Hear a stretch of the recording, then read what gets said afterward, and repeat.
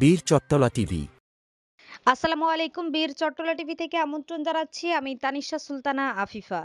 ফিলিস্তিনে ইসরায়েলের নির্বিচারে নারী ও শিশু হত্যার প্রতিবাদে চট্টগ্রাম উত্তর জেলা বিএনপির সাবেক সভাপতি, সাবেক এমপি এবং বিএনপির কেন্দ্রীয় কমিটির ভাইস চেয়ারম্যান গিয়াসউদ্দিন কাদের চৌধুরীর পক্ষ রাউজান উপজেলা ও পৌরসভা বিএনপি যুবদল, স্বেচ্ছাসেবক দল ও ছাত্রদলের নেতাকর্মীরা এক বিক্ষোভ মিছিল আয়োজন করেন।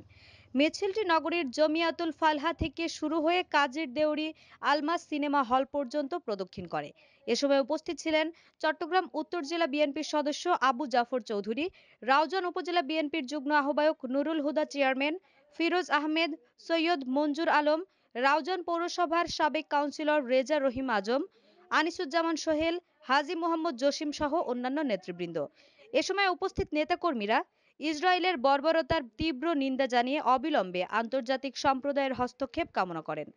আমাদের আরও আপডেট খবর পেতে চোখ রাখুন বীর চট্টলা টিভিতে। ফেসবুকে ফলো, ইউটিউবে সাবস্ক্রাইব করুন।